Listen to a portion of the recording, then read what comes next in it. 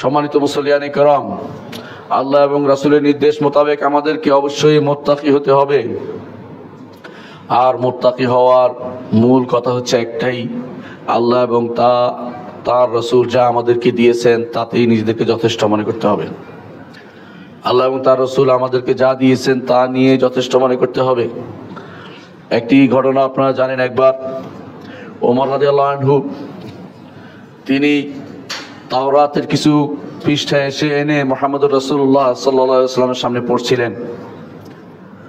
রাসূলুল্লাহ সাল্লাল্লাহু আলাইহি ওয়াসাল্লাম দিকে না তাকিয়ে তিনি পড়া শুরু করলেন। রাসূলুল্লাহ সাল্লাল্লাহু আলাইহি ওয়াসাল্লামের চেহারা মোবারক লাল হয়ে গেল।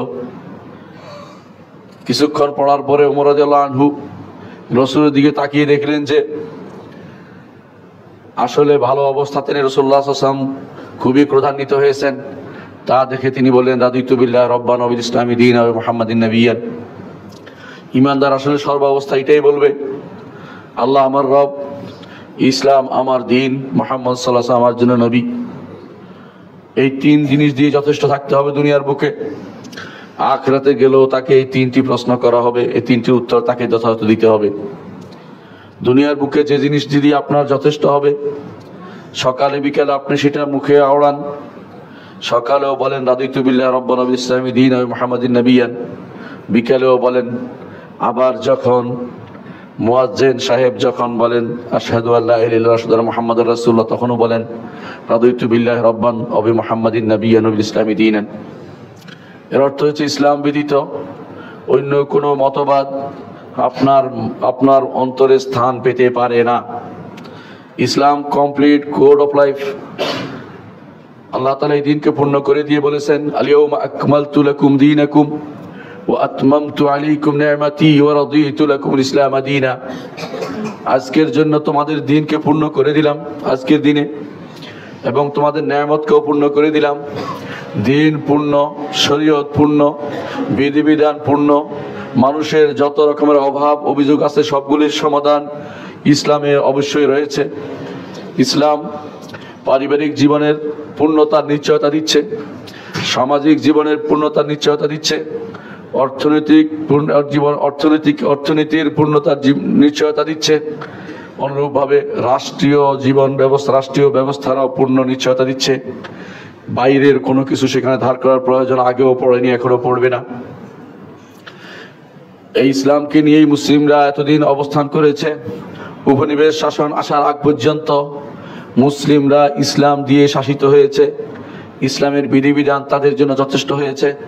কিন্তু যখনই মানুষ মনে করেছে যে নিজেদের জীবন বিধান কমপ্লিট নয়, তখনই তারা বাইরের দিকে হাত বাড়িয়েছে।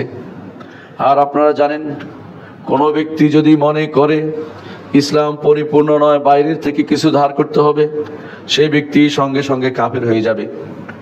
যদি মনে করে ইসলামের বিধিবিধান এখন চলবে না, সেও কাফের হয়ে যাবে। যদি মনে করে ইসলামের বিধিবিধান চলবে তবে কুফরি বিধান এর চেয়ে উত্তম, সে ব্যক্তিও কাফের হয়ে যাবে। যদি মনে করে ইসলামী বিধান এবং কুফরি বিধান সমান সমান, সেই ব্যক্তিও কাফের হয়ে যাবে। যদি কেউ ইসলামী বিধান পরিবর্তন করে সেখানে কুফরি বিধান প্রতিস্থাপন করে, সেই ব্যক্তিও কাফের হয়ে যাবে। এই হিসাবে আজকের দিনে মুসলিমদের অবস্থা বিচার করুন, আমরা আসলে কতটুকু ইসলামের মধ্যে আছি, কতটুকু ইসলামকে নিয়ে সন্তুষ্ট আছি, কতটুকু আমরা বলতে পারি রাদিতু বিল্লাহি রাব্বান ওয়া বিল ইসলামি দীনান ওয়া বি মুহাম্মাদিন নাবিয়্যান।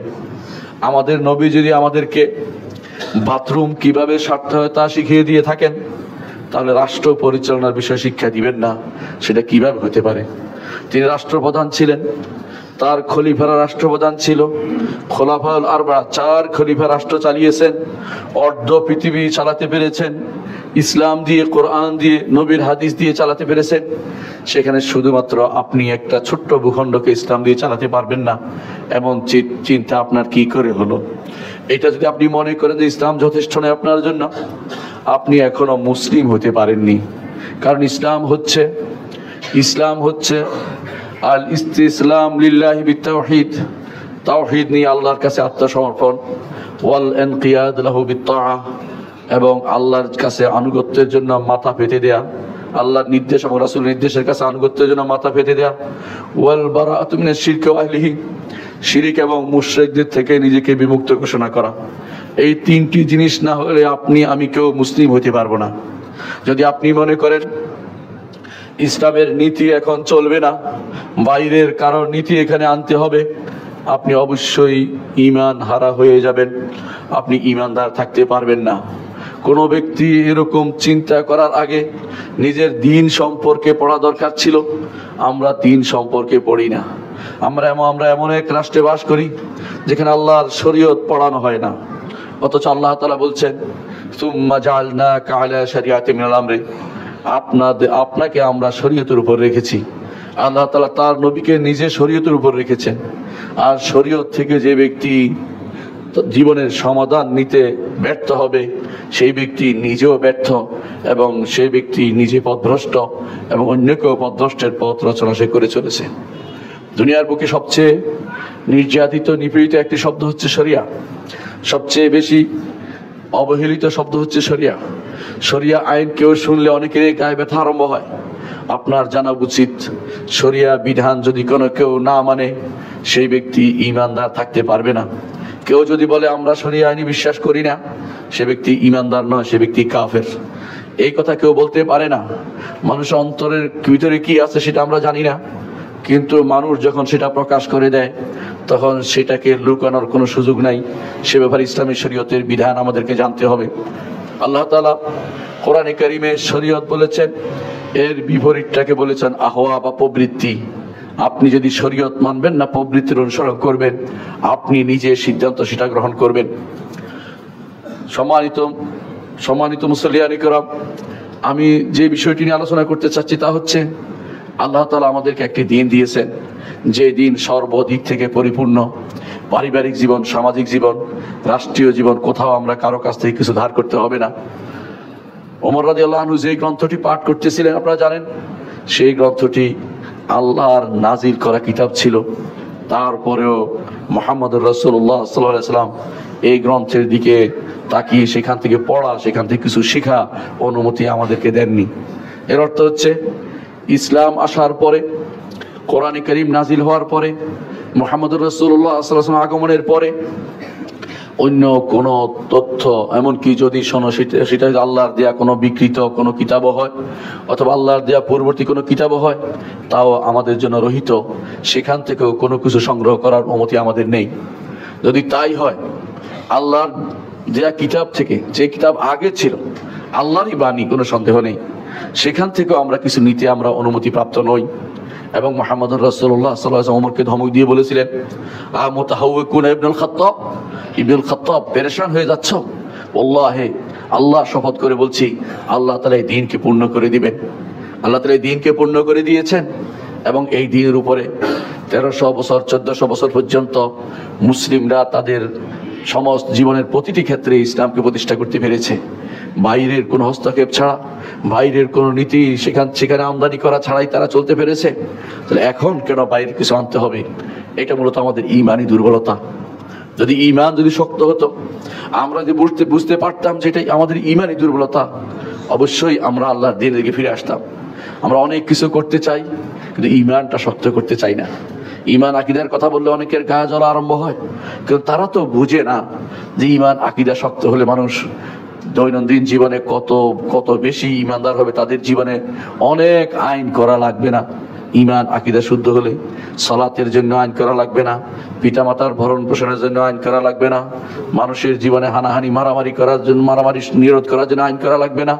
কারণ একটি ঈমান মানুষকে এই সমস্ত কাজ থেকে বাধা দিবে। ওমর ইবনুল খাত্তাব রাদিয়াল্লাহু আনহু আবু বকরের পক্ষ থেকে মদিনাতে তিনি একবার বিচারক নিয়োগ প্রাপ্ত হয়েছিলেন। মদিনাতে 6 মাস বসেছিলেন, একজনও বিচারের জন্য আসেনি। কারণ তাদের ঈমান তাদেরকে অপরাধ কর্ম করতে তাদেরকে বাধা দিয়েছিল। সেই জন্য তাদের সেখানে সেই সমাজ হয়েছিল যেই সমাজে কোনো অপরাধ কর্ম অনুষ্ঠিত হয়নি। ঈমান যদি আপনার থাকে, ঈমান যদি শক্তিশালী হয়, রাতের অন্ধকারে আপনি মনে করবেন আমার রব আমাকে দেখছেন, দিনের বেলাও মনে করবেন আমার রব আমাকে দেখছেন, মানুষের ভিতরে লোক সমাগম মনে করবেন আমার রব আমাকে দেখছেন, একাকী হলেও মনে করবেন আমার রব আমাকে দেখছেন। মানুষের সম্পদে হাত বাড়াবেন না, জীবনের অন্য জায়গাতেও আপনি অন্যায় করবেন না। হারাম যদি এসে যায় পাগল হয়ে যাবেন কিভাবে বাঁচার জন্য, তওবা ইস্তেগফারের জন্য পাগল হয়ে যাবেন। ওই নারীর মতো হবেন যেই নারী বারবার মুহাম্মদ রাসূলুল্লাহ সাল্লাল্লাহু আলাইহি ওয়াসাল্লামের কাছে এসে বলেছেন, ইয়া রাসূলুল্লাহ তাহিরনি, আল্লাহ রাসূল আমাকে পবিত্র করুন। রাসূলুল্লাহ সাল্লাল্লাহু আলাইহি ওয়াসাল্লাম বললেন, তোমার পেটের সন্তান যতক্ষণ বের না হচ্ছে তোমাকে পবিত্র করতে পারছি না, তুমি মারা গেলেও তোমার সন্তানকে আমি মারতে পারি না। চলে যাওয়ার পরে আবার আসছে সেই নারী, সন্তানকে কোলে নিয়ে এসে বললেন, সন্তান বের হয়েছে, আমাকে পবিত্র করুন। এতদিনেও তার তওবার চিন্তা রয়ে গেছে একটি গুনার কারণে, এতদিনেও সে গুনার কারণে তওবা করে যাচ্ছে। আবার এসে বল, ইয়া রাসূলুল্লাহ আমাকে পবিত্র করুন, আমাকে পবিত্র করুন। রাসূলুল্লাহ সাল্লাল্লাহু আলাইহি ওয়াসাল্লাম বললেন, এই বাচ্চা যতক্ষণ দুধ ছাড়ানো হচ্ছে তোমাকে পবিত্র করা যাচ্ছে না। নিয়ে চলে গেল। আবার আসলো, বাচ্চা যখন হাতের মধ্যে একটি রুটি দিয়ে দেখানো হলো বাচ্চা এখন রুটি খেতে পারে, আমাকে পবিত্র করুন। মুহাম্মদুর রাসূলুল্লাহ সাল্লাল্লাহু আলাইহি ওয়াসাল্লাম তখন তাকে বিভিন্নভাবে পরীক্ষা করে সেই শর্ত পূরণ হওয়ার পরে তাকে পবিত্র করার ঘোষণা দিলেন। এবং এইটাই ছিল, এমন এই কারণ হয়েছিল তার ঈমান ছিল শক্তিশালী।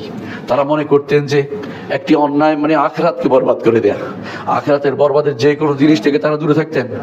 আজ দুনিয়ার বুকে যারা বাগাড়ম্বর করছে, লাফাচ্ছে দুনিয়ার বুকে, তারাও কিন্তু মাটির নিচে যাবে। ওই সাহাবীও মাটির নিচে গেছে, এরাও যাবে। এরা দুনিয়াকে আবাদ করে আখিরাতকে বরবাদ করেছে, আর তারা দুনিয়াকে ছেড়ে আখিরাতকে পূর্ণ করেছে। কত পার্থক্য! আপনারাও আজ যারা অনেক কিছু দেশের ভিতরে করবেন, অনেক কিছু করার জন্য ব্যস্ত হয়ে পড়ছেন, এইটা করবেন ওইটা করবেন, আপনারা একবার কি কোনোদিন আল্লাহর শরীয়তকে জেনেছেন? আল্লাহর শরীয়ত না জেনে আপনি কি বাস্তবায়ন করতে যাবেন? আপনারা কেউ মনে করছেন যে আমরা গণতন্ত্র বাস্তবায়ন করব, কেউ বা অমুকতন্ত্র বাস্তবায়ন করব। গণতন্ত্রের বিরুদ্ধে কথা বলা এখন দোষের হয়ে গেছে। কেউ তো মনে করে গণতন্ত্রের বিরুদ্ধে কথা বলে, ও তো কত বড় সাহস, মানে এটা যেন একটা অপরাধ হয়ে গেছে। কত বড় দুর্ভাগ্য এই জাতির যে তারা ভালো কাজকে অপরাধ বিবেচনা করছে। বাইরের এই সমস্ত জিনিস হচ্ছে জাহিলিয়াত, এগুলি হচ্ছে মূর্খতা, এগুলি হচ্ছে ঈমান বিরোধিতা, এগুলি হচ্ছে শরিয়া বিরোধিতা, এগুলি হচ্ছে আমাদের আখিরাত বরবাদ করার কারণ। এগুলিকে আমরা আঁকড়ে ধরেছি এবং এগুলিকে বাদ দেওয়ার ক্ষেত্রে যত কথাই বলা হয় সেগুলিকে কোনোভাবেই অনেকের অন্তরে স্থান পায় না।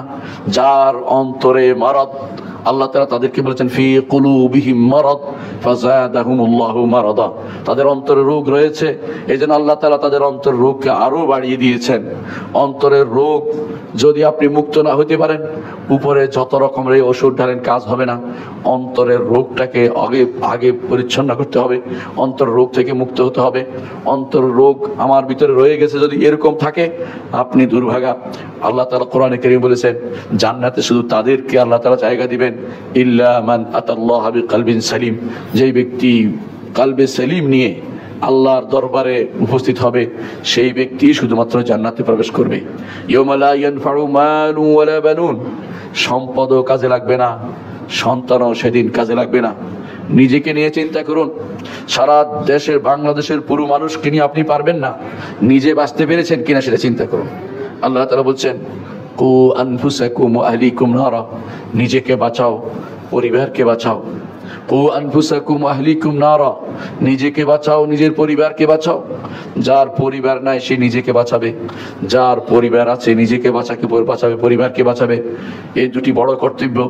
যার যত বড় পরিবার তাকে সে ততটুকু বাঁচানোর চেষ্টা করবে। আপনি যদি কোনো মসজিদের ইমাম হন, আপনার অধীন যে সমস্ত মানুষগুলো আছে, যারা নামাজে আসে, আসে না বা আসে, সবাই আপনার মহল্লার উপর আপনার দায়িত্ব রয়েছে। তাদেরকে গুনাহ থেকে বাঁচানোর আপনার দায়িত্ব রয়েছে। আপনি যদি কোনো রাষ্ট্রপ্রধান হন, পুরা রাষ্ট্রের কোথাও যদি কোনো কুফরি হয়, কোথাও যদি শিরিক হয়, এর জন্য আল্লাহ আপনাকে জবাবদিহি করতে হবে, আল্লাহর কাছে জবাবদিহি করতে হবে। আর আপনি নিজেই যদি কোনো সে কুফরি বাস্তবায়ন করেন, তাহলে অপেক্ষা করুন, আল্লাহর পাকড়ার জন্য অপেক্ষা করুন। আপনি মনে করেছেন আজ কিছু দুনিয়া থেকে হয়তো আপনি বেঁচে যাবেন বিভিন্ন কর্মকাণ্ড দিয়ে, আখিরাতের পাকড়াও থেকে আপনি বাঁচতে পারবেন না। যাদেরকে আপনি পথভ্রষ্ট করেছেন বেগাইরে ইলমিন, আল্লাহ কোরআনে কারীম বলেছেন ওয়ালা ইয়াহমিলুনা আওসারান ওয়া আওজারাম মা আওজারিহিম, তারা কিছু বোঝা বহন করবে এবং আরো কিছু বোঝা বহন করবে। নিজেদের বোঝা সহ সারা বাংলাদেশের মানুষের বোঝা বহন করতে কে রাজি আছেন? কে রাজি আছেন গুনার বোঝা নিয়ে আরেকজনের বোঝা নিজে বহন করবেন? কেন আরেকজনের বোঝা আমি বহন করতে যাবো? যে গুনার কাজটি যদি ভালো কাজ করেন সওয়াব পাবেন, কিন্তু গুনার কাজ যদি আপনি রচনা করেন, অন্যায় কোনো কিছু আপনি অনুমোদন দেন, আপনি অপেক্ষা করুন। দুনিয়ার বুকে হয়তো আমরা বললে আপনি শুনবেন না, আখিরাতের দরজায় প্রতিটি জায়গায় আপনাকে সেটার জন্য জবাবদিহি করতে হবে। কবর আযাব রয়েছে, হাশরের মাঠের শাস্তি রয়েছে, এরপরে জাহান্নাম আপনার জন্য অপেক্ষা করছে। যদি না তওবা করে এখনো ফিরে আসুন। আল্লাহ তাআলা তওবার দরজা উন্মুক্ত রেখেছেন, তওবার দরজা উন্মুক্ত রেখেছেন। একজন মানুষের মৃত্যুর আগ মুহূর্ত পর্যন্ত সে তওবা করতে পারে, মৃত্যুর বড় নিঃশ্বাস এসে গেলে আর তওবা কবুল হয় না। তেমনি ভাবে পশ্চিম দিগন্তে সূর্য উঠলো আর তওবা কবুল হয় না। এর আগ পর্যন্ত তওবা আমাদের জন্য আল্লাহর পক্ষ থেকে বড় নেয়ামত। কারণ বনি আদম ভুল করে, উত্তম ভুলকারী হচ্ছে ওই ব্যক্তি যে ব্যক্তি আবার আল্লাহর কাছে ফিরে আসে। রাসূলুল্লাহ সাল্লাল্লাহু আলাইহি ওয়াসাল্লাম আমাদেরকে তার দ্বীন আঁকড়ে ধরতে বলেছেন। দ্বীনের ছোট বড় কোনো কিছু পরিত্যাগ করার কোনো অনুমতি নেই। দ্বীনের সামান্যতম কোনো কিছুকে করার শরিয়া বিরোধী হলে সেটা করার অনুমতি নেই। আজ বিশ্বের বাইরের লোকদের সমর্থন পেয়ে, বাইরের লোকদের প্রভাবিত হয়ে, অথবা তাদের কাছে নিজেকে তাদের বন্ধু সাজানোর জন্য আল্লাহর দ্বীনকে যারা অবজ্ঞা করছেন, আল্লাহর দ্বীন থেকে দূরে সরে যাচ্ছেন, শরীয়ত থেকে দূরে সরে যাচ্ছেন, শরীয়তকে পড়ানোর ব্যবস্থা করছেন না, প্রতিটি বিশ্ববিদ্যালয়ে শরিয়া ডিপার্টমেন্ট খুলছেন না, শরিয়া অনুষদ করছেন না, তথাকথিত ইসলামিক স্টাডিজ নাম দিয়ে সামান্য কিছু পড়ানোর ব্যবস্থা করছেন। এক হিজলা জাতি তৈরি হচ্ছে, না দ্বীন বুঝছে না শরিয়া বুঝছে, আল্লাহর বিধান সম্পর্কে অজ্ঞ থেকে যাচ্ছে। যদি পরীক্ষা করি এই মসজিদের ভিতরে এই 10 জন মানুষ পাওয়া যাবে না যারা আল্লাহ শরীয়ত সম্পর্কে বুঝে। এই মসজিদ নয়, অনেক সময় পুরো মহল্লাতে একজন ফকি পাওয়া যায় না, একজন জ্ঞানী মানুষ পাওয়া যায় না যাকে শরীয়তের বিধান সম্পর্কে জিজ্ঞাসা করা যায়। ইচ্ছাকৃত সেটা করা হচ্ছে। অনেক বিশ্ববিদ্যালয় আপনি পাবেন যেখানে 50 ঊর্ধ্ব বা 100 ঊর্ধ্ব বিভাগ খোলা হয়েছে, কিন্তু আল্লাহর বিধান জানার জন্য কোনো বিভাগ খোলা হয়নি। ইসলামী ফিকহ নামে যে জিনিসটা ইসলামের মূল সম্পদ, ইসলামী বিধান যাতে পড়ানো হয়, সেটা পড়ানোর জন্য কারো কোনো মাথা ব্যথা নেই। কারণ তারা চায় মানুষ এমন একটি জাতিতে পরিণত হবে, প্রমুর হবে, গাধা হবে, আর গাধার উপরে সবচেয়ে বড় গাধা যেটা, সেটা তখন রাজত্ব করবে। তারা সেটাই চাচ্ছে।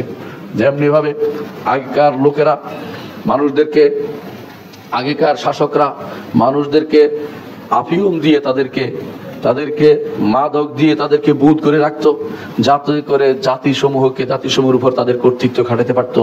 যুবকদেরকে ধ্বংস করে দিত এই আফিমের বুঁদ দিয়ে। আজকে তারা বিভিন্ন জাহালত দিয়ে, মূর্খতা দিয়ে, বিভিন্ন রকমের সার্টিফিকেট দিয়ে অমুক বিষয়ে সার্টিফিকেট পাচ্ছে।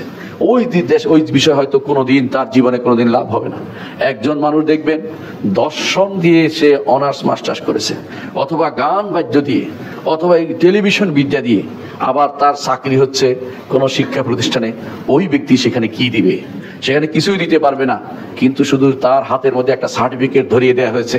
যেমন গাধার হাতে যদি কোনো সার্টিফিকেট ধরিয়ে দেওয়া হয়, গাধা যেমন উপকৃত হয় না। আমি সেটা আমার কথা থেকে বলছি না, আল্লাহ তাআলা কোরআনে কারীমে সেটা বলে দিয়েছেন। মাসালুল্লাযিনা হুমিলুত তাওরাত তুম্মা লাম ইয়াহমিলুহা কামাসাল হিমার ইয়াহমিলু আসফারা। যারাদেরকে তাওরাত দেয়া হয়েছে, শরীয়ত দেয়া হয়েছে, ঠিক আমাদেরকে আল্লাহর পক্ষ থেকে দ্বীন দেয়া হয়েছে, কোরআন দেয়া হয়েছে, হাদিস দেয়া হয়েছে, তুম্মা লাম ইয়াহমিলুহা, আমরা সেটা গ্রহণ করতে পারিনি। কামাসাল হিমার, আল্লাহ বলছে এরা গাধার মতো। ইয়াহমিলু আসফারা, বহন করে কিছু কাগজপত্র গ্রহণ করে। গাধা কোনোদিন কাগজের মূল্য বুঝে না। আমার মুসলিম জাতি আজ, বিশেষ করে বাংলাদেশের মুসলিমরা, আল্লাহর শরীয়ত জানার ব্যাপারে তাদের সামান্যতম কোনো আগ্রহ নেই। তাদেরকে যদি আপনি দেখেন যে শরীয়তের বিষয়ে আলোচনা হবে, এখানে আপনি 10 জনও বসতে পাবেন না। আর যদি বলা হয় মুফাসসিরে কোরআন আসে তাফসীর করবে, তাহলে কিছু মানুষ হাজির হবে সুরের জন্য। আর যদি বলা হয় এখানে তিনি কাহিনী বর্ণনা করবেন, তাহলে হয়তো মসজিদ ভর্তি হয়ে যাবে। এই কাহিনী, এই সিস্টেমটা ইসলামে ছিল না। এই কাহিনী সিস্টেম পাক ভারতীয় উন্মেষ। এখানকার লোকদেরকে কাহিনী দিয়ে ইতিপূর্বে পুরাণ দিয়ে জনগণকে পাগল করে রাখা হয়েছে, যাতে করে তথাকথিত ব্রাহ্মণরা দেশ শাসন করতে পারে এবং ক্ষত্রিয়রা দেশ শাসন করতে পারে। এই জন্য পুরাণের আবিষ্কার করেছে। পুরাণের আগা গোড়ায় কোনো মিল নেই, তারপরেও মানুষ সেটার পিছনে দৌড়াচ্ছে। সেই গল্প শোনার জন্য অমুকের মায়ের জুলি, অমুকের মায়ের তুলি, এগুলি শোনার জন্য মানুষ ব্যস্ত হয়ে পড়েছে। একই সিস্টেমে আজ মুসলিমরা আল্লাহর শরীয়ত এবং বিধান জানবে না, জানার চেষ্টাও তারা করে না। তারা সেই সমস্ত জিনিস পছন্দ করে, বস্তা পচা, যেগুলি শরীয়তের কোনো, আল্লাহর দ্বীন বিরোধী, যেগুলির সাথে ইসলামের কোনো সম্পর্ক নেই, সেগুলো দিয়ে এক মিথ্যা একটি শ্রেণী তৈরি করা হয়েছে, এমন একটা জাতি তৈরি করা হয়েছে।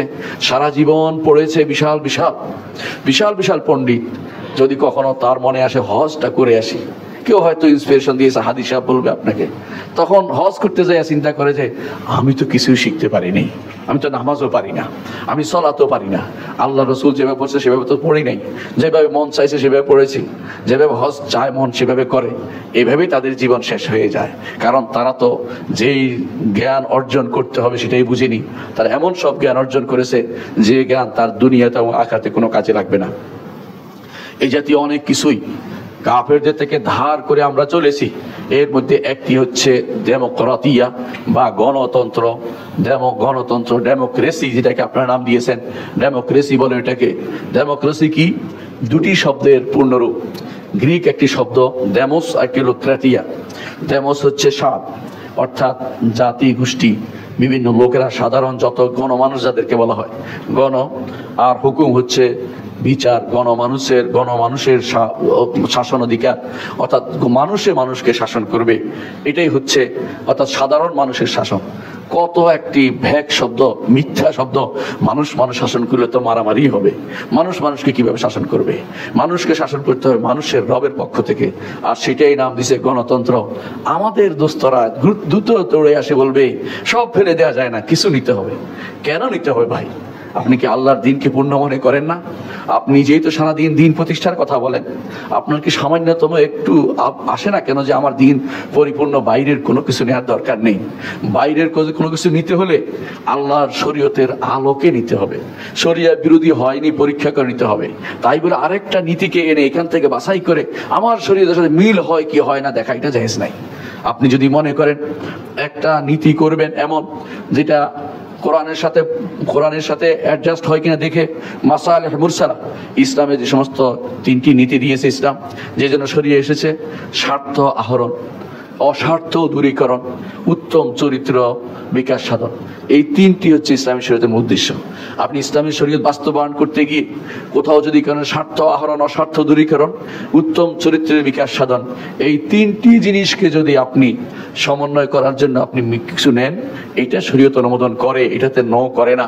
কিন্তু আপনি যদি কোনো বাইরের কোনো থিওরি নিয়ে এসে, বাইরের কোনো থিম নিয়ে এসে, ওদের কোনো দর্শন নিয়ে এসে ইসলাম পুরো চালিয়ে দিয়ে বলেন যে এখন ইসলামাইজেশন করেন, এটারে ওদেরটারে আমি ইসলামাইজেশন করবো না করে, এখন ইসলাম তো সাইজেশন করবেন আপনি, ইসলামকে তো আপনি সাইজ করে ফেলবেন এটা দিয়ে। ইসলাম এই জাতীয় কাজকে হারাম ঘোষণা করে, কোনো কিছু এর সমতলে আসতে পারে না। আফানা জাআলুল মুসলিমিনা কাল মুজরিমিন মা লাকুম কাইফা তাহকুমুন, কিভাবে বিচার করো। এটা ইসলাম আল্লাহর দ্বীন মেনে চলাকে ইবাদত মনে করে।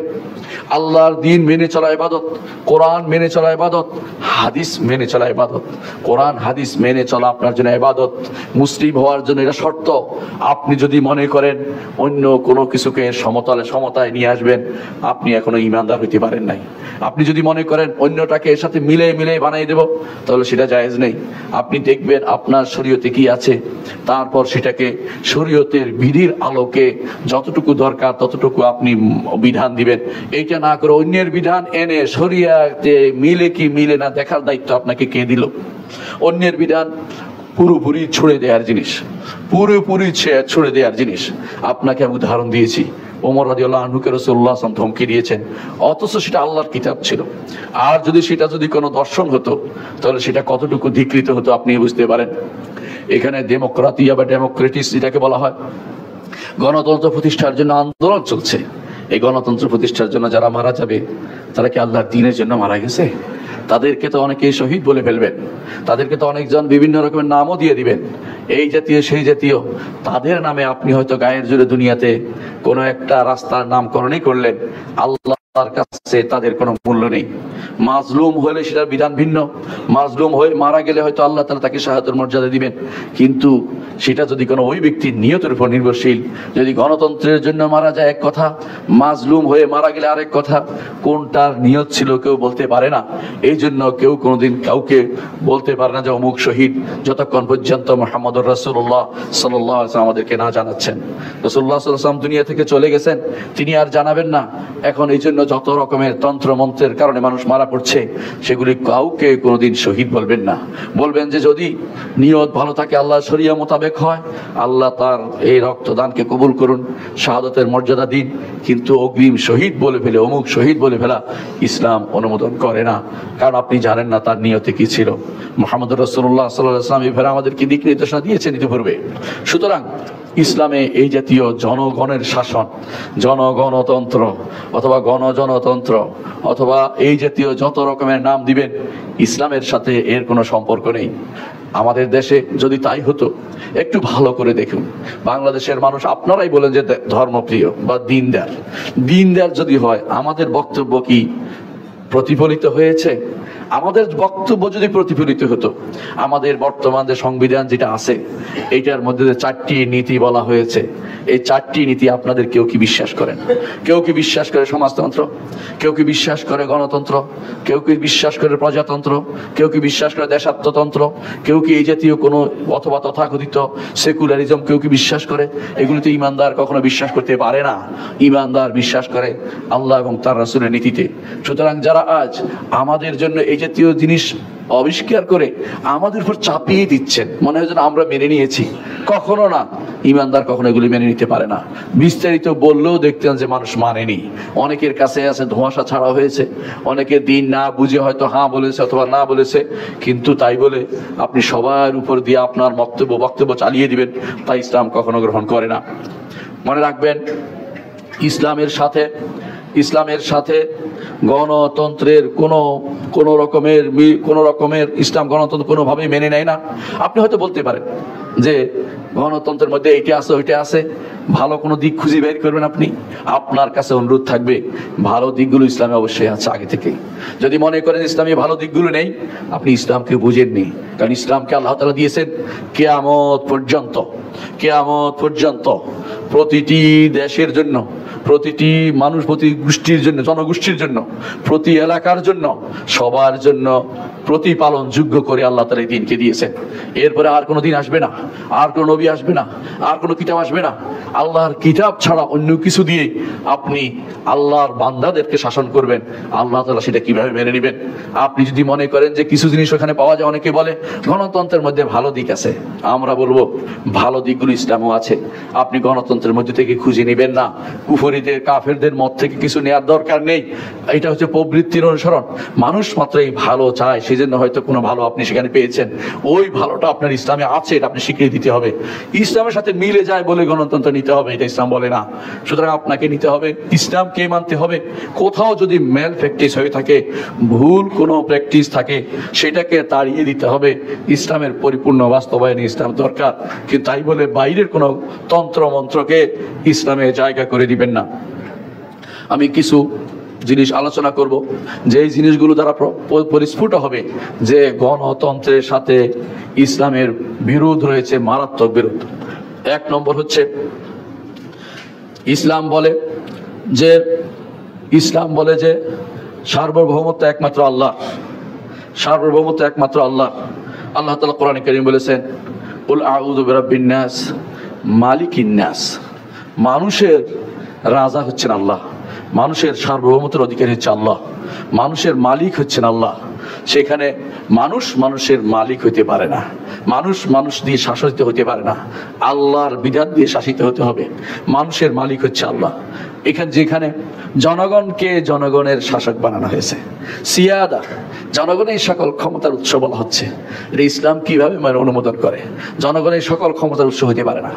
জনগণকে আপনি যেটা দিবেন সেটা সে পাবে। আপনি যদি তাকে দায়িত্ব দেন যে আমার রাষ্ট্র পরিচালনা করতে পারবে আপনার পক্ষ থেকে, কিন্তু সে অবশ্যই রব্বুল আলামিনের পক্ষ থেকে পরিচালনা করতে হবে দেশকে। কারণ আস-সুলতান জিল্লুল্লাহ ফিল আরদ, সুলতান হতে হবে জমিনের বুকে আল্লাহর বিধান পরিচালনার জন্য একজন প্রতিনিধি মাত্র, একজন প্রতিনিধি মাত্র। আল্লাহর বিধানের দিকে তিনি তাকাবেন যে আমি ওইটা বাস্তবায়ন করব। তিনি তাকাবেন না জনগণের চাহিদা কি। জনগণের চাহিদা যে ব্যক্তি শুনে চলে, আল্লাহর বিধানকে যে ব্যক্তি দূরে সরিয়ে দেয়, সেই ব্যক্তি কখনো ইমানদার হইতে পারে না, সে ব্যক্তি ইমানদার নয়। প্রথম যে ভুলটি তা হচ্ছে সার্বভৌমত্বের মাসআলায় ভুল করেছে গণতন্ত্রবাদীরা।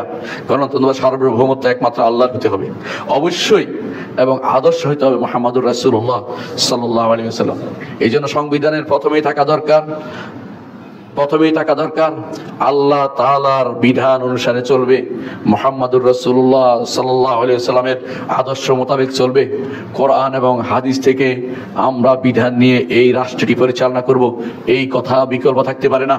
ইমানদার এই বাইরে চিন্তা করতে পারে না। এই তিনটি নীতি অবশ্যই রাখতে হবে। কবর উপরে যা জিজ্ঞাসা করা হবে বাস্তবায়ন করবেন, কবরের নিচে এই তিনটি আপনাকে জিজ্ঞাসা করা হবে। সুতরাং সার্বভৌমত্ব একমাত্র আল্লাহ তাআলা। আল্লাহ তাআলা কোরআনে কারীম বলেছেন, কুলিল্লাহুম্মা মালিকাল মুলক তুতিল মুলকা মান তাশা ওয়া তানজিউল মুলকা মিম্মান তাশা। সমস্ত রাজত্বের মালিক একমাত্র আল্লাহ তাআলা, মালিকাল মুলক, সেখানে আর কারো জায়গা দেয়নি। এই জন্য রাসূলুল্লাহ সাল্লাল্লাহু আলাইহি ওয়াসাল্লাম বলেছেন, আল্লাহর কাছে সবচেয়ে ঘৃণিত ওই ব্যক্তি যে ব্যক্তি নিজেকে বলবে মালিকুল আমলাক, রাজাদের রাজা, অথবা ক্ষমতা সবচেয়ে বড় ক্ষমতাধর ব্যক্তি যে ব্যক্তি নিজেকে ঘোষণা করবে আল্লাহর সাথে সমপর্যায়ে আসার কারণে। এটা শিরকি শব্দ, শুধু বলার কারণে। আর যদি আল্লাহর জায়গায় সে নিজেকে প্রতিস্থাপন করে, নাউযুবিল্লাহ, সে তো মনে করে যে আমি আমার বিধান দিয়ে সেটা করে ফেলবো, আমি এটা করে ফেলবো, এটা করে ফেলবো, এটা দিয়ে দুনিয়ার মানুষকে বদলায় ফেলবো, সেই ব্যক্তি বড় কাফের। এবং সে ব্যক্তি সম্পূর্ণরূপে ফেরাউনের কায়দায় চলে গেছে। ফেরাউন যেটা বলেছিল, ইন্না ফাওকাহুম কাহিরুন, তাদের উপর আমি ক্ষমতাশীল, তাদেরকে আমি এটা করতে পারি, ওটা করতে পারি। ফেরাউনি শাসন সে চালাচ্ছে, যদিও নাম দিচ্ছে সে গণতন্ত্র নামক তথাকথিত জনগণের শাসন চালাচ্ছে। জনগণের শাসন, জনগণের আকাঙ্ক্ষা বাস্তবায়ন নয়, আল্লাহ তাআলার বিধানকে বাস্তবায়ন করতে হবে। জনগণের আকাঙ্ক্ষা আল্লাহ শরিয়া মোতাবেক হতে হবে। জনমানুষের আকাঙ্ক্ষা আপনি চলতে পারবেন না। মানুষ যা আকাঙ্ক্ষা করে সেটাই সত্য হতে পারে না।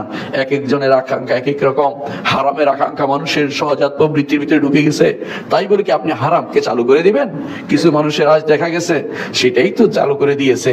অনেকে মনে করছে বেবিচারকে এখন যে কোনো মূল্যে এখন একটা মানুষ অনুমতি দিতে হবে, নাউযুবিল্লাহ, অনুমতি না, আইন করে দিতে হবে।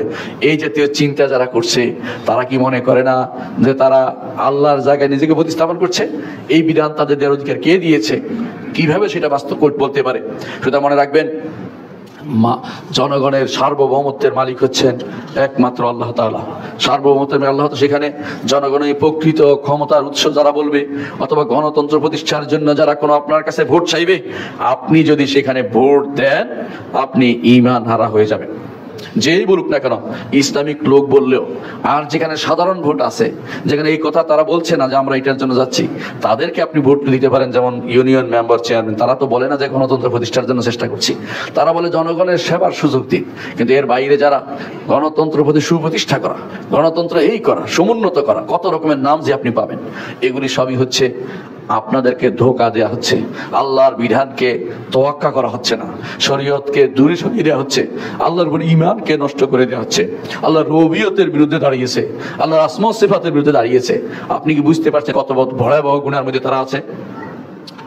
দ্বিতীয় যেই দিকে আপনাদের দৃষ্টি আকর্ষণ করব তা হচ্ছে, আল্লাহর এই গণতন্ত্র হচ্ছে আল্লাহ তাআলার নিয়মের বিরোধী, আল্লাহ তাআলার বিধান বিরোধী। কারণ আল্লাহ তাআলার বিধান হচ্ছে, আল্লাহ তাআলার বিধান মোতাবেক, আল্লাহ তাআলার নির্দেশনা হচ্ছে আল্লাহর বিধান মোতাবেক রাষ্ট্র চলবে। আল্লাহ যে বিধান দিয়েছেন তা দিয়ে রাষ্ট্র চলবে। এদের নিকট জনগণ বিধান বানাবে, জনগণ বিধান বানিয়ে জনগণের দিয়ে জনগণ চালাবে। এই চিন্তা করেছিল, একবার করেছিল এটা, যে ও প্লেটো করেছিল, তার একটা রাষ্ট্র ইয়াতে করেছিল এরকম রাষ্ট্র, ওইটা শুধুমাত্র নাম মাত্র ছিল, পৃথিবীতে এটা হয় নাই। আপনি ভালো করে জানেন এটা মুখের কথা। যারা জনগণের কথা দিয়ে যদি চলতো, আমরা কেউ চাই না আমরা কেউ চাই না যে আমাদের কুফুরে দিয়ে আমাদের চালানো হোক, ঠিকই কুফুরে দিয়ে চালানো হচ্ছে। তাহলে বোঝা গেল যারা সেখানে যায় তারাই বাংলা ভাষায় বলে যে যায় লঙ্কা সে হয় রাবণ। ঘটনাটা এরকম হয়ে গেছে যে যেখানে যাচ্ছেন সেটাই চালু করে দিচ্ছে, আর দৌড় দিচ্ছেন যে জনগণের শাসন। এগুলো হচ্ছে বড় ধরনের ধোঁকা। জনগণের শাসন ইসলাম অনুমোদন করে না। ইসলামের নীতি হচ্ছে আল্লাহর বিধান মোতাবেক শাসন। আল্লাহর বিধান মোতাবেক আল্লাহর বান্দাদেরকে শাসন করতে হবে। যদি আপনি মুসলিম হয়ে থাকেন, 90% মুসলিম, এদের জন্য ইসলামিক শাসন লাগবে।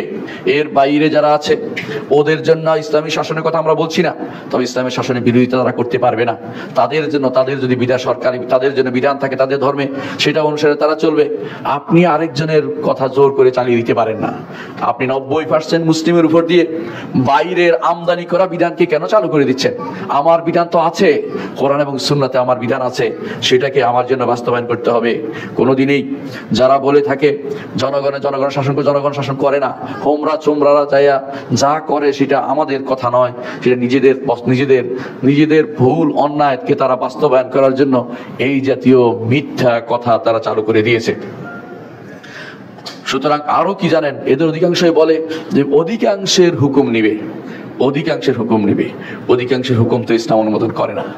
আল্লাহ তাআলা কোরআনে কারীম বলেছেন, ওয়ামা আকসারুন নাসি ওয়ালাউ হারাসতা বিমুমিনিন, অধিকাংশ মানুষ, আপনি যদিও চান, যদি আপনার একান্ত আগ্রহ থাকে, এরা কিন্তু ঈমানদার নয়। অধিকাংশের মানুষের কথা তো শোনা যাবে না, শুনতে হবে আল্লাহর শরীয়তের, আল্লাহর বিধানকে মেনে চলতে হবে।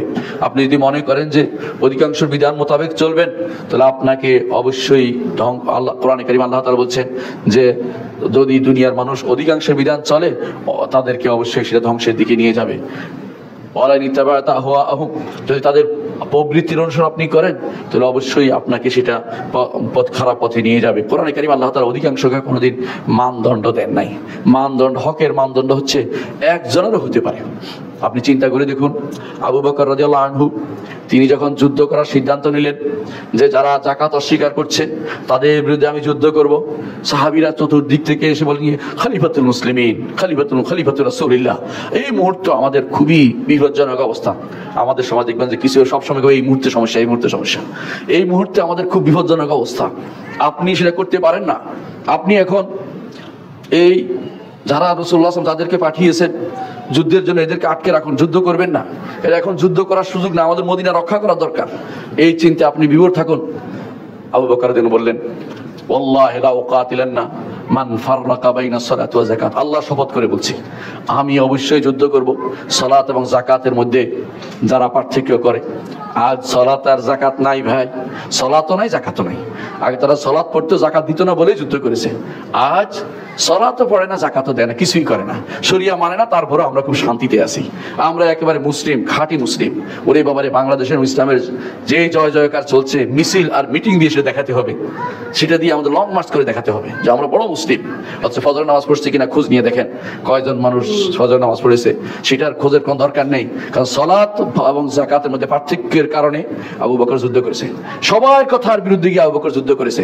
এবং ওমর রাদিয়াল্লাহু বললেন, তার সাথে আমি এবারে অনেক তর্ক করেছি, শেষে আমি বুঝেছি আবু বকর হকের উপর ছিলেন। একজন মানুষ হকে থাকতে পারে, একজন মানুষ হকে থাকতে পারে, দেখতে হবে কার পক্ষে শরীয়তের দলিল আছে। কত মানুষে বলছে এটা বড় কথা নয়, যদি শরিয়া বিরোধী না হয় তখন পরামর্শ হতে পারে, সেই পরামর্শ নিতে বাধ্য নন। শরিয়া অনুসারে চলতে হবে, সেটাই মাথায় রাখতে হবে। এই জন্য যদি কেউ বলে যে অধিকাংশের মত আমি নিব, আমি কয়েকটা উদাহরণ দেবো যে অধিকাংশের মত যদি অনেক সময় দেখা যায় অধিকাংশের মত প্রবৃত্তি বিরোধী হয়, প্রকৃতি বিরোধী হয়, মানব প্রকৃতির বিরুদ্ধে, তারপর অধিকাংশের মত দিয়ে কি আপনি বৈধতা দিবেন? কখনো সেটা হতে পারে না। অনেকে আছে এই যে বেবিচারকে বৈধতা দেওয়ার জন্য ব্যস্ত হয়ে পড়ছে, বেবিচারকে শিল্প নাম দিচ্ছে, বেবিচারীকে বড় ধরনের স্টার নাম দিচ্ছে। এগুলিকে আপনাকে সুন্দর করে তোলা হচ্ছে। হারামকে জুইয়িনা লাহুম, তাদেরকে সুশোভিত করে আল্লাহ যেভাবে বলছেন, বা জুইয়িনা লাহুম সুউ আমালিহিম, খারাপ আমলকে জুইয়িনা লাহুম, তাদের জন্য সুশোভিত করে দেয়া হচ্ছে। এটা ইসলাম, এটা ফিতরাতের বিরোধী, মানুষের ফিতরাত বিরোধী।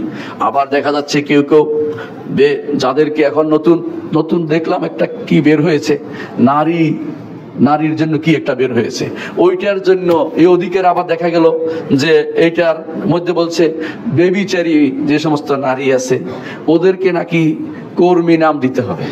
ওদেরকে কর্মী, ওদের নাকি কর্ম মানে এদের কাজ করে খায়, ওই কাজ করে খায় দিলে ওই নারীদেরকে আগে দিতে হবে যারা এগুলো নিয়ে আসছে। নাউজুবিল্লাহ। এই জাতীয় তথ্য যারা দেয় তাদের অন্তরের মধ্যে রোগ আছে কি সন্দেহ আছে? সন্দেহ থাকতে পারে না। এর অন্তরের মধ্যে আছে বক্রতা, ফাযাদাহুমুল্লাহু মারাদা। এদের সমস্যা হচ্ছে এদের পারিবারিক জীবন ধ্বংস হয়ে গেছে। ওদের স্বামীরা ওদেরকে কোনোদিন গ্রহণ করে নাই, স্বামীদের সাথে ওরা অপকর্ম করে বেরিয়েছে, অপকর্ম, অধিকাংশ অপকর্মকারী। এদের স্বামীদের খোঁজ পাইবেন না কোনোদিনই। এই জন্য দেখবেন যে ওরা যেহেতু দেখেছে আমার লেজ কাটা গেছে, সারা বাংলাদেশের মুসলিম মেয়েদের লেজ কেটে দেব, পুরুষদের শেষ করে দেব, এই চিন্তা ভাবনা করে এই জাতীয় প্রস্তাব তারা দেয়। এই জাতীয় প্রস্তাব কোনো ইমানদার মুখ থেকে বের হতে পারে না। যারা এই জাতীয় প্রস্তাব দিয়েছে তারা আমাদের কারো প্রতিনিধিত্ব করে না, শরিয়ার প্রতিনিধিত্ব করে না। আপনি কাদের থেকে নেবেন, আপনি সিদ্ধান্ত নেন আল্লাহর বিরুদ্ধে চলবেন কিনা। যত মানুষ আল্লাহর বিরুদ্ধে চলেছে ইতিহাসের আস্থা করে নিক্ষিপ্ত হয়েছে, আল্লাহর দ্বীনের কোনো ক্ষতি হয়নি। আল্লাহর দ্বীন থাকবে। আপনি আল্লাহর দ্বীনকে নিয়ে বড় হবেন নাকি আপনি জাহান্নামে যাওয়ার জন্য নিজেকে প্রস্তুত করবেন, আপনি সিদ্ধান্ত নেবেন। আপনাকে আমরা জোর করে কিছু বলতে পারছি না, আপনাকে শুধু বলার দায়িত্ব বলে বলছি। বুঝে দেখুন আপনি কোনটা নেবেন। আপনার সিদ্ধান্ত গ্রহণের দায়িত্ব আপনার রয়েছে। আপনাকে যারা ক্ষমতায় বসিয়েছে তারা কি আপনার কাছে এটা চেয়েছে? কাদের মাধ্যমে আপনি কি বাস্তবায়ন করছেন, কাদেরকে খুশি করছেন, আপনি চিন্তা করে দেখুন। সম্মানিত মুসলিয়ান কিরাম, এইভাবে অনেকের মধ্যে দেখা যাবে যে এখন যে আইনটা আছে মারাত্মক আইন, এটা হলো পরস্পর যদি বোঝাপড়ার মাধ্যমে কেউ অবস্থান করে তা নাকি জিনা ব্যভিচার হবে না। এটা কত বড় প্রকৃতি বিরোধী কথা। এই আইন কখন করা হলো? এই আইন কি জনগণের থেকে, এই আইনের পক্ষ থেকে কথা হয়েছিল? আপনাদের জনগণের কথা আপনাদের বলছেন, জনগণের থেকে নাকি আপনারা জনগণ চালান? কোন জনগণ এই প্রস্তাব দিয়েছে? কারা এটা বাস্তবায়ন করছে? বাইরের দেশে আইন হয়, আপনি সেটাকে বাস্তবায়ন করেন। আপনি কি জানেন না আপনার জাতি সেটা গ্রহণ করবে না? আপনার মতো অনেক অমুক জাতি সেটা দস্তখত করে নাই, সিডাওতে দস্তখত করে নাই অনেক রাষ্ট্র। আপনি সেটা কেন দস্তখত করলেন? এটা বাধ্যতামূলক ছিল না, আপনি সেটা বাধ্যতামূলক করে নিচ্ছেন কেন? আপনার জাতিকে আপনি ধোঁকা দিচ্ছেন, আপনার গোষ্ঠীকে আপনি ধোঁকা দিচ্ছেন। আপনি তথাকথিত কুফরিকে একদম আইনের সাথে দিয়ে কুফরিকে বাস্তবায়ন করার চেষ্টায় আছেন। আল্লাহর উপর ঈমান যদি আপনার থাকতো, যদি সংবিধানের প্রথম মূলনীতি হইতো আল্লাহর উপর ঈমান, মুহাম্মদুর রাসূলুল্লাহ সাল্লাল্লাহু আলাইহি ওয়াসাল্লামের আদর্শ এবং কোরআন এবং হাদিস থেকে নেয়া বিধান দিয়ে চালাবো, আপনি কেউ এই কথা বলতে পারতো না। প্রত্যেকে শয়তানগুলো ঘরে ঢুকে যেত। আপনি শয়তানকে ভালো করে আশ্রয় দিচ্ছেন। আপনি আল্লাহর বিধানকে বাস্তবায়নের জায়গাতে রোগকে, আপনি যেখানে রোগকে বন্ধ করা দরকার ছিল, রোগকে বেশি করে উস্কে দিয়েছেন। রোগকে বন্ধ করা দরকার, যে অংশ ক্যান্সার হয়ে কেটে ফেলা দরকার, এটা না করে ক্যান্সার উপর আরো ক্যান্সার তৈরি করে দিচ্ছেন। আপনি কি আল্লাহর শরীয়তকে এইভাবে চান? এটা যদি কেউ করে, আল্লাহ তাআলার কাছে অপেক্ষা করুন। দুনিয়ার বুকে আমরা আপনাকে জানাচ্ছি, যদি এর বিপরীতটা করেন আল্লাহর কাছে আপনাকে জবাবদিহি করতে হবে। আপনাকে জানিয়ে দেওয়া আমাদের দায়িত্ব, জানিয়ে দিলাম। এরপরে কি হবে সেটা আপনি বুঝবেন। আপনার রবের সাথে আপনার সম্পর্ক কেমন করবেন আপনি সিদ্ধান্ত নেবেন। আপনি বেশি দিন থাকবেন না, আপনার পরে কবরের পরে যে জীবন কোনোদিন শেষ হবে না, সেই জীবনের জন্য আপনার আমার সবারই দায়িত্ব সেটার জন্য প্রস্তুতি নেওয়া। কখনো কখনো এমন সব কথা বলে গণমানুষে, এগুলি অথবা গণমানুষের নাম দিয়ে আপনারা চালু করে দিচ্ছেন, যেগুলি কোনোদিনই ইসলামের কোনো নীতি হতে পারে না, যেগুলি মানুষ চায় না। আল্লাহ চান না তো আছেই, কোনোভাবেই না। মানুষের বিবেকও সেটাতে বাধা দেয়। কি করে নারী তার সন্তান ধ্বংস করতে পারবে? নারী তার গর্ভপাত করতে পারবে, গর্ভপাতের অধিকার দিচ্ছে। গর্ভপাতের অধিকার দিলে আগামী 10 বছর পরে এদেশে নারীদের পুরুষদের কিছুই পাওয়া যাবে না। সন্তানবিহীন একটা গোষ্ঠী তৈরি হবে, যেখানে আমেরিকার রাষ্ট্রপ্রধান তিনি ঘোষণা করেছেন যে কারো যদি 6টি সন্তান হয় তাকে মেডেল দিবেন। আর আপনি বলছেন নারী হোক, ছেলে হোক, মেয়ে হোক, 2টি সন্তানই যথেষ্ট। আবার বলছেন 2টি নয়, একটা হলে বলে কি চলে। আবার হয়তো বলবেন যে কিছুই লাগবে না। এদের উদ্দেশ্য খুবই খারাপ। মুসলিম জনশক্তি বৃদ্ধিতে তারা ভয় পায়, কারণ তারা জানে মুসলিম জনশক্তি বৃদ্ধি হলে কাফেরদের বিরুদ্ধে সেটা কাজে লাগবে। এটা জনশক্তি, এটা জনসমস্যা নয়। যারা সমস্যা মনে করে, সন্তান হওয়াকে সমস্যা মনে করে, তাদের জানা উচিত ইতিহাসে প্রথম 2 সন্তান অনেক সময় ভালো হয় না, 4র্থ, 5ম, 6ষ্ঠ সন্তান অনেক সময় জগৎ বিখ্যাত ব্যক্তি হয়। সুতরাং আপনি সন্তান আসার পথ বন্ধ করতে পারেন না। আমাদের মায়েদের বলবো, যেভাবে সবর করেছেন, আপনার সন্তান পেটে আসা থেকে শুরু করে সন্তান লালন পালন করে বড় করা পর্যন্ত যতটি কাজ করবেন সবটাই তো সাদাকা। আপনার জন্য এই সবটাই তো আখিরাতের জন্য আপনার পাথেয়। আপনি সেগুলো যদি কোনো দোষ মনে করে, কান্নাকে ক্ষতিকর মনে করে, তাদের জ্ঞানকে খারাপ লাগে, আপনি এখনো মুসলিম নারী হইতে পারেন নাই, আপনি মুসলিম নারী আদর্শ আপনার মধ্যে নেই। আপনি মুসলিম নারী হওয়ার চেষ্টা করুন। আপনার ঘরকে আল্লাহ তাআলা আপনাকে বাছাই করেছেন, আপনি বাইরে হাঁটতে পছন্দ করছেন, এই জন্য সন্তান থাকলে বাইরে যেতে পারবেন এই চিন্তা করছেন। আপনি কি জানেন আপনার রব বলছেন ওয়াকারনা ফি বুয়ুতিকুন্না ওয়ালা তাবাররাজনা তাবাররুজুল জাহিলিয়াতুল উলা ওয়াকারনা ফি বুয়ুতিকুন্না, তোমাদের ঘরে তোমরা অবস্থান করো। আপনি বাইরে হাঁটার জন্য, তথাগত মানুষের কাছে বাহবা পাওয়ার জন্য, কিছু মানুষের কাছে নিজেকে নিজেকে নিজেকে তুলে ধরার জন্য, যে তিনি আধুনিকা বলার জন্য, অথবা আপনি অনেক বেশি আলোকিত মানুষ জ্ঞানী বলার জন্য আপনাকে বিভ্রান্ত করা হচ্ছে। আপনার সেটা যত তাড়াতাড়ি বুঝবেন তত ইসলামের মধ্যে তাতে কল্যাণ রয়েছে। আবার অনেকে দেখা যায় সমকামিতাকে প্রমোট করার চেষ্টা করছেন। সমকামিতা এটা এত গভীরে ঢুকে গেছে বাংলাদেশের, কল্পনার বাইরে। আপনি কি জানেন বিশ্ববিদ্যালয়ের সময় গোপনে গোপনে, ইতিপূর্বে, এখন না ইতিপূর্বেই গোপনে গোপনে আইন পাশ করে সমকামীদের জন্য বিশেষ কোটার ব্যবস্থা করেছে। কোটা বিরোধী যারা আন্দোলন করে তাদেরকে স্মরণ করে দিতে যাই, সব জায়গায় কোটা যদি না থাকে এখানে কেন কোটা থাকবে? এখানে যারা অন্যায় করবে তাদের জন্য কোটা থাকার অর্থ হচ্ছে অন্যায় করারকে প্রশ্রয় দেয়া, এই কাজকে প্রশ্রয় দেয়া। সমকামিতার কারণে আল্লাহ তাআলা একটি জাতিকে ধ্বংস করেছেন। সমকামিতার কারণে আপনি 10 বছর পরে কোনো সন্তান পাবেন না। আপনার সন্তান, আপনার ছেলে যদি মেয়ে হয়ে যায়, মেয়ে যদি ছেলে হয়ে যায়, তাদের দ্বারা আর কিছুই হবে না। আপনার জগৎ শেষ হয়ে যাবে, আপনার সব শেষ হয়ে যাবে। এটা দেখেই বর্তমানে খোদ যেখান থেকে সেটা শুরু হয়েছিল সেখান থেকে ভিন্ন কথা শুরু হয়েছে যে এটা আর চলতে পারে না, এর বিরুদ্ধে আন্দোলন শুরু হয়েছে। আপনি কিন্তু সেই বস্তা পচা মালটা নেওয়ার জন্য ব্যস্ত হয়ে পড়ছেন। আপনার দেশে বাস্তবায়ন করার চেষ্টা যারা করবে তারাও কাফের, তারা কাফের, কোনো সন্দেহ নাই। আল্লাহর বিরুদ্ধে তারা গেছে, তারা কাফের। যারা আইন করবে তারাও কাফের, যারা বাস্তবায়ন করবে তারাও কাফের, যারা গ্রহণ করে নিবে তারাও কাফের। 3 শ্রেণী কাফের হয়ে যাবে যদি কোনো কেউ সমকামিতাকে প্রমোট করে। বিষয়টা অবশ্যই আল্লাহ শরিয়া মোতাবেক বলছি, নিজের পক্ষ থেকে কোনোদিন যে বানিয়ে কোনো কথা বলছি না। আলেমদের জিজ্ঞাসা করবেন, আলেমরা ঠিক একই কথা বলবে। যদি আপনি সেটা না শুনেন, আপনার মন মতো চলেন, তাহলে আপনাকে অবস্থা অপেক্ষা করুন যে দুনিয়ার বুকেও লাঞ্ছনা রয়েছে।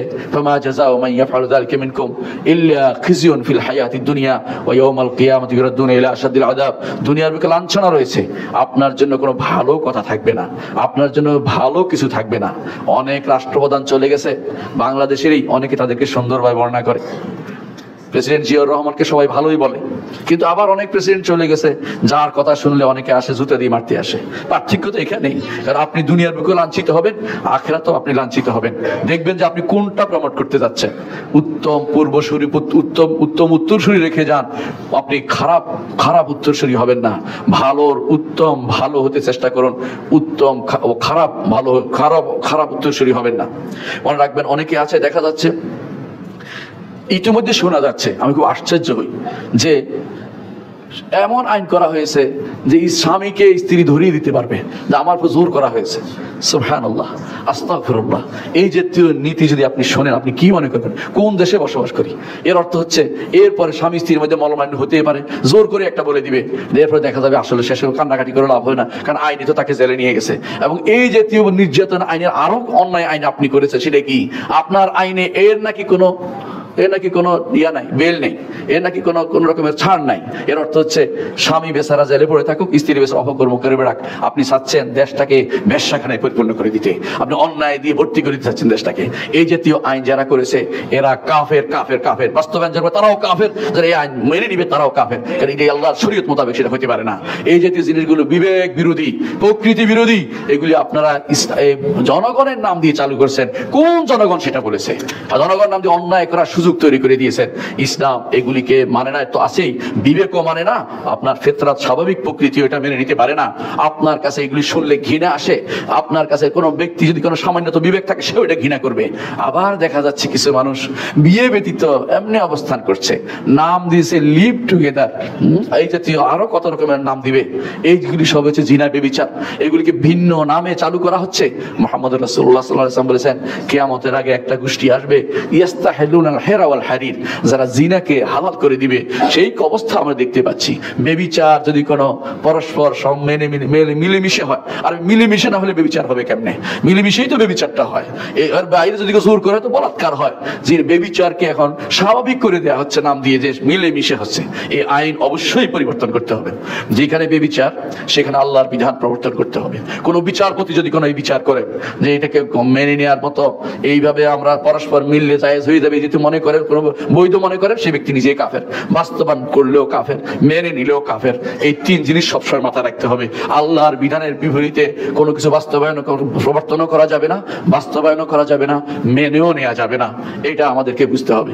আবার দেখা যায় কিছু মানুষ আইন করেছে, কিছু মানুষ আইন করেছে কি, যে দাদার সম্পত্তিতে নাতি ছেলেদের মতো সমান ওয়ারিশ হবে। চিন্তা করে দেখুন, আল্লাহর চেয়ে নিজেকে বড় রহমদিল বানিয়েছে। আল্লাহ তাআলা যেটা দেননি, আপনার পছন্দ না হলে এটা মেনে নিতে হবে। অনেক কিছু অপছন্দ হলো আল্লাহর কাছে সেটা পছন্দনীয়। আসা আন তাকরাহু শাইআন ওয়া ইয়াজআলুল্লাহু ফি খায়রান কাসীরা। অনেক কিছু আপনার অপছন্দনীয় হইতে পারে, আল্লাহ তাআলা এর মধ্যে অনেক কল্যাণ রেখেছেন। আপনি কল্যাণ বুঝতে পারেন না, কোথায় কল্যাণ আছে আমার রব জানেন। আলা ইয়ালামু মান খালাকা ওয়া হুয়াল লাতীফুল খাবীর। যিনি সৃষ্টি করেছেন তিনি কি জানেন না? যিনি তো সূক্ষ্মদর্শী, খবর রাখেন সবকিছু। বান্দার নার্ভ কোন দিকে চলবে তিনি তৈরি করেছেন, তিনি সেভাবে পরিচালনা করছেন। আপনি এর বিরুদ্ধে চলে যদি মনে করেন যে আপনি মানুষের প্রতি বেশি রহমদিল, আপনি হচ্ছেন সবচেয়ে বড়, আপনি সবচেয়ে বড় গাফেল, সবচেয়ে বড় জাহেল, মূর্খ ছাড়া কিছুই নয়। আল্লাহ তাআলা বলছেন জবে করতে, মোরগ জবে করতে। আপনি বলে যে জবে করা যাবে না, ইলেকট্রিক শক দিয়ে মারতে হবে। আপনি এই জিনিসটা এখন খুবই প্রচলিত হচ্ছে যে গরু জবাই করে যাবে না, গরুকে ইলেকট্রিক শক দিয়ে মারে। বিশেষ করে ইউরোপ আমেরিকাতে সেটা তো প্রচুর পরিমাণে আছেই। এইটাকে অনেকে হয়তো দেশে প্রবর্তন করার চেষ্টা করবেন। মনে রাখবেন এটা হচ্ছে আল্লাহর দ্বীন বিরোধী সরাসরি শিরক। আল্লাহ তাআলা কোরআনে কারীম বলেছেন ওয়ালা ইন আতাতুমুহুম ইন্নাকুম লামুশরিকুন। যদি তাদের আনুগত্য করো তাহলে তোমরা অবশ্যই তোমরা শিরকে লিপ্ত হবে। প্রতিটি বিধানই এরকম, যখনই আপনি অন্যদের আনুগত্য করবেন তখন আপনি শিরকে লিপ্ত হয়েছেন। আর শিরকের অর্থ হচ্ছে আপনার দিন ও দুনিয়া সব বরবাদ হওয়া এবং আখিরাতে আপনার জন্য জাহান্নাম ছাড়া কিছু না থাকা। আবার কখনো কখনো দেখা যায় আল্লাহর দিন বিরোধী কিছু ব্যাপারে এরা আবার একমত হয়ে যাচ্ছে। সংসদের সবাই একমত হয়ে যায় যে সুদ নেয়া বৈধতা দেয়া হচ্ছে, এটা কি হালাল হবে? সন্তানের সংসদের সব একমত হয়ে যায় যে এখন থেকে বিয়েতে আমরা এরকম বিয়েতে রাখবো না, যে বিয়েতে নারীতে এটা হয় বরং বিয়ে এমন হইতে পারে তেমন হইতে পারে। এই জাতীয় কথা তো ইসলাম গ্রহণ করার বিয়ের নীতি আছে, স্পষ্ট নীতি আছে। সাক্ষ্য লাগবে, সেখানে ওলির অনুমতি লাগবে, সেখানে অবশ্যই উচ্চারিত হতে হবে, শব্দ উচ্চারিত হতে হবে, আরেকজনের কবুল বলতে হবে অথবা তার পক্ষ থেকে কবুল বলতে হবে, কেউ নিয়ম নীতি মেনে চলতে হবে। এইটাকে যদি কোনো কেউ বাতিল করে দেয়, সবাই মিলে বাতিল করে দিল, সেটা আল্লাহ তাআলার গ্রহণযোগ্য হবে? কখনো না। আল্লাহর বিধানকে যারা এভাবে ধরে সরিয়ে দিচ্ছে, এরা মনে রাখুক যে আপনি যেটা করছেন এটা আল্লাহর বিধানের সাথে সম্পূর্ণ সাংঘর্ষিক। এই জন্য আমি অনুরোধ করব, অনেক মানুষ না জেনে করে, এরা এক গুনাহ। আর যে ব্যক্তি ইসলামের নাম দিয়ে এটাকে চালু করবে তার বড় গুনাহ, কারণ সে তো মানুষকে ধোঁকা দিচ্ছে। এরা ধোঁকাবাজ বেশি, কারণ ইসলামের নাম দিয়ে আপনি এগুলিকে কিভাবে সমর্থন করতে পারেন? যদি কোনো কেউ বলে যে অনুমোদন করে যে আমরা অনুমোদন করলাম যে এখন থেকে নাউজুবিল্লাহ, যে আমরা এখন থেকে অনুমোদন করলাম যে এখান থেকে মদ লাইসেন্স দেওয়া হলো। মদের লাইসেন্স দেওয়া বৈধতা নেই। বাংলাদেশে কোথাও মদ লাইসেন্স বৈধতা নেই, বিশ্বের কোথাও দিলেও সেটাও বৈধতা হবে না। খোঁজ যদি আরব রাষ্ট্রগুলি দেয় তাও বৈধতা হবে না। আরব রাষ্ট্রের দিকে আমাদের কোনো আদর্শ না। আমাদের আদর্শ হচ্ছে কোরআন এবং সুন্নাহ। আমাদের আদর্শ হচ্ছে ফিকহ ফিদ্দিন, আল্লাহর দ্বীনের নীতিমালা, যেটা করে গেছেন আবু হানিফা, মালিক, শাফি, আহমদ সহ ওলামারা বসে যে সিদ্ধান্ত কোরআন হাদিস থেকে বের করে লিখেছেন। এর বাইরে আপনি যদি মনে করেন অমুক দেশ করেছে, ওই জাতীয় জিনিস ইসলাম অনুমোদন করে না। এই জাতীয় জিনিস ইসলাম অনুমোদন করে। যেখানে মতভেদ আছে সেখানে আপনি একটি মত নিতে পারেন, যেখানে মতভেদ নাই হারামের ব্যাপারে সেখানে কোনোটাকে আপনি কোনোভাবেই আপনি সেখানে বৈধতা দিতে পারেন না, বা আপনি সেই বৈধতা হিসেবে জনগণের কাছে ছাড়তেও পারেন না যে এটা কি করবা, এটা নিয়ে আমরা সিদ্ধান্ত নিতে চাই না। যেগুলি হারাম সেখানে পরামর্শের জায়গা নয়, সেখানে হারামের জায়গাতে আপনি কিছু আনতে পারেন না, নতুন করে কোনো তথ্য সেখানে দিতে পারেন না। আবার কিছু মানুষ আসছে এখন নতুন করে মিরাসের মধ্যে, আল্লাহ তাআলা যে নির্ধারণ করে দিয়েছেন 1.5 পৃষ্ঠার মধ্যে মানব জীবনের মৃত্যুর পরে পুরো সমাধান দিয়ে দেওয়া হয়েছে। মাত্র 1.5 পৃষ্ঠা সূরা নিসা। এই আয়াতগুলোতে 1.5 পৃষ্ঠার মধ্যে সমাধান দিছে। এখন পর্যন্ত অনেক দেশের আইনে সেটা সমাধান করতে পারে নাই। আল্লাহ যে সমাধান দিছে তা নিতে চায় না। তারা বলতে চাচ্ছে যে মিরাসে নারী পুরুষকে সমান করে দিবে, মিরাসি অধিকার বাদ দিয়ে দিবে, আল্লাহর বিধান শরীয়তে ধর্মীয় বিধানকে বাদ দিয়ে নতুন করে একটা আইন করবে, যাতে করে সমস্ত রাষ্ট্র সমস্ত একরকম চলতে পারে, সব যেন গাধা হয়ে যায়, সব যেন হাইওয়ান হয়ে যায়। এই চিন্তা ভাবনা করে যারা বসে আছেন তারা মনে রাখুন, ইনশাআল্লাহ সেটা বাস্তবায়িত হবে না। আল্লাহর বিধানকে আল্লাহ অবশ্যই সমুন্নত রাখবেন।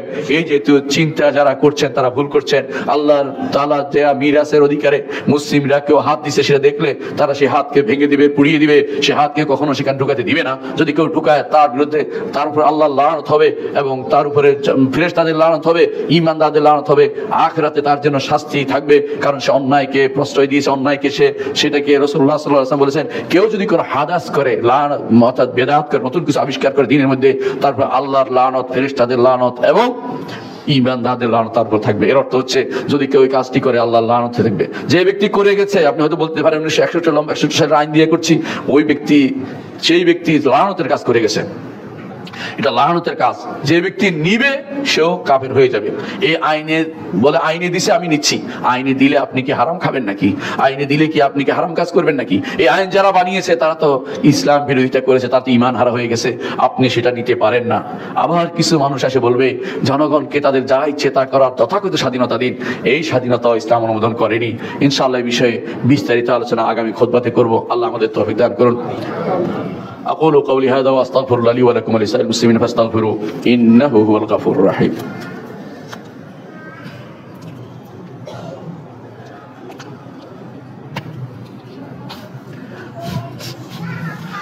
إن الحمد لله نحمده ونستعينه ونستغفره ونعوذ بالله من شرور أنفسنا ومن سيئات أعمالنا من يهده الله فلا مضل له ومن يضلل فلا هادي له وأشهد أن لا إله إلا الله وحده لا شريك له وأشهد أن محمدا عبده ورسوله. সম্মানিত মুসলিয়ান کرام, যেই কথা বলছিলাম, বর্তমান সময়ে যে সমস্যাটা আমাদের দেখতে পাচ্ছি, আল্লাহর শরীয়তের বিরুদ্ধে চলার প্রবণতাটা, তার একমাত্র কারণ হচ্ছে আল্লাহ সম্পর্কে না জানা। একমাত্র কারণ যে ঈমানটাকে আমাদের শক্তিশালী না করা। ঈমান ও আকীদা যদি শক্তিশালী থাকতো এবং মানহাজ যদি আমাদের ঠিক থাকতো, আকীদা ও মানহাজ, তাহলে এদের কোনো কিছু আমরা গ্রহণ করতাম না। প্রত্যেকটি মানুষ যদি ভালো হয়ে যেত, যদি আমাদের রাষ্ট্রপ্রধানরা যদি কোনো ঈমান ও আকীদায় পরিপূর্ণ হতো, আমাদের শাসকরা যদি ঈমানে পরিপূর্ণ হতো, আমাদের সংসদ সদস্য ঈমানে পরিপূর্ণ হতো, আমাদের ইউনিয়ন চেয়ারম্যানরা মেম্বাররা যদি কোনো পরিপূর্ণ হতো ঈমানে, আমাদের দেশ কিন্তু আল্লাহর বিধান প্রবর্তনে কোনো বাধা থাকতো না। মূল সমস্যা হচ্ছে ঈমানকে আমরা মানুষের কাছে পৌঁছাতে পারিনি। ঈমান দিতে চাই না, আমরা অনেক কিছু করতে চাই, আমরা মুফাসসিরে কোরআন হতে চাই, কিন্তু আমরা ঈমানের ধারক বাহক হতে চাই না। আমরা দাঈ আল্লাহ হতে চাই না। আল্লাহর দিকে দাওয়াত না দিয়ে আমরা দলীয় ম্যানিফেস্টো থেকে দাওয়াত দানকারী হয়ে গেছি। এগুলি সব বাদ দিয়ে আল্লাহর দিকে দাওয়াতের জন্য প্রতিটি মানুষের কর্তব্য আমল কৃষিকে বাস্তবায়ন করা। প্রতিটি মানুষই দাঁড়ি যা জানে সেটাকে সে দাওয়াত দিতে হবে। কোরআনের আপনি যতটুকু জেনেছেন অতটুকু অর্থ বুঝেন, সূরা ফাতিহার অর্থটাই বুঝিয়ে দেন, আপনি তালবিয়ার অর্থটাই বুঝিয়ে দেন, লা ইলাহা ইল্লাল্লাহ যেটা না বলে ঈমানদার হবেন না এটার অর্থটা বুঝিয়ে দেন, মুহাম্মদুর রাসূলুল্লাহ যা না মানলে ঈমানদার থাকবেন না, সেটা ঈমানদার থাকবেন না, সেই বিষয়টা অন্তত মানুষকে বুঝিয়ে দেন। এই জিনিস কি দাবি করে এটুকু যদি আমরা বলতে থাকি, অনেকের শেষ সহ্য হয় না। আমরা তো সেটাই দাবি করছি, আমরা কারো বিরোধিতা করছি না। আল্লাহর বিধানকে তো বলছি, আল্লাহর বিধানটাকে আপনি বুঝুন, শরীয়তটাকে বুঝুন, আকীদাকে বুঝুন, মানহাজকে বুঝুন। আল্লাহ আমাদের বুঝার তৌফিক দান করুন। আল্লাহ ওয়াসাল্লু আলা সাইয়্যিদিল বাশারিয়া মুহাম্মদ ইবনে আব্দুল্লাহ كما أمر الله عز وجل في كتابه وثنى بملائكة المسبحة القدسي وثلث بكم أيها المؤمنون فقال تعالى مخبرا وآمرا إن الله ملائكته يصلون على النبي يا أيها الذين آمنوا صلوا عليه وسلموا تسليما وقال النبي صلى الله عليه وسلم من صلى عليه مرة صلى الله عليه بعشرة اللهم صل على محمد وعلى آل محمد كما صليت على إبراهيم وعلى آل إبراهيم إنك حميد مجيد اللهم بارك على محمد وعلى آل محمد كما باركت على إبراهيم وعلى آل إبراهيم إنك حميد مجيد اللهم اهد عن الخلفاء الراشدين أبي بكر وعمر وعثمان وعلي وعن سائر الصحابة والتابعين رضوان الله عليهم أجمعين اللهم اغفر لنا ولإخواننا الذين سبقونا بالإيمان ولا تجعل في قلوبنا غلا للذين آمنوا ربنا إنك رؤوف رحيم اللهم اغفر لنا أجمعين اللهم اغفر لنا أجمعين اللهم اغفر لنا أجمعين আল্লাহ আমাদের সবাইকে আপনি ক্ষমা করে দিন। আল্লাহ আমাদেরকে দ্বীনের দিকে ফিরিয়ে দিন। আল্লাহ আমাদেরকে দ্বীনকে পরিপূর্ণ বুঝার তৌফিক দান করুন। আল্লাহ আল্লাহ শরীয়তকে বাস্তবায়ন করার তৌফিক দান করুন। আল্লাহ আল্লাহ শরীয়তকে পঠনে পাঠনে আল্লাহ তাআলা আমাদের সুযোগ করে দিন। আল্লাহ আমাদের বিশ্ববিদ্যালয়গুলোতে সবগুলোতে আল্লাহ শরিয়া বিভাগ খুব অনুষদ খুলে দেওয়ার তৌফিক দান করুন। শরীয়ত অনুষদ খোলার তৌফিক দান করুন। আল্লাহ আমাদের শাসকদেরকে সঠিক পথে পরিচালিত করুন। আল্লাহ আমাদের এই বর্তমান শাসককে আপনি সঠিক পথে পরিচালিত করুন। আল্লাহ তাকে সঠিক বুদ্ধিদাতার লোক দেন তার আশেপাশে, আল্লাহ তাকে যেন সঠিক পথে পরিচালিত করতে পারে। আল্লাহ এমন শাসককে আমাদের জন্য আরো দীর্ঘদিন আমাদের জন্য রাখার ব্যবস্থা করে দিন, যারা আমাদের কারো উপর জুলুম করে না, এমন শাসককে আল্লাহ আমাদেরকে দিন। আল্লাহ আমাদেরকে যেন এমন শাসক দিবেন যারা আমাদেরকে দিনের পথে নিয়ে যাবে, সেই তৌফিক আল্লাহ তাদেরকে দিন, আমাদেরকেও দিন। আল্লাহ আমাদেরকে আপনি কবুল করুন। আল্লাহ আমাদের মধ্যে অসুস্থতা সুস্থতা দান করুন। আল্লাহ আমাদের মধ্যে যারা বিপদ থেকে উদ্ধার করে দিন। আল্লাহ আমাদের মধ্যে অনেকে আছে বিভিন্ন সমস্যায় জর্জরিত, সমস্যার উত্তর তৌফিক দান করুন। আল্লাহ আমাদেরকে আপনি ক্ষমা করুন। আল্লাহ আমাদেরকে আপনি ক্ষমা করুন। আমাদের মধ্যে যারা মারা গেছে তাদেরকে ক্ষমা করে দিন। যাদের পিতামাতা জীবিত আছে, বৃদ্ধ আছে, তাদেরকে আল্লাহ আপনি রহমত করুন। আল্লাহ আমাদেরকে আপনি ক্ষমা করে দিন। আল্লাহুম্মা আগফির ওয়ারহাম ওয়া আনতা খায়রুর রাহিমিন।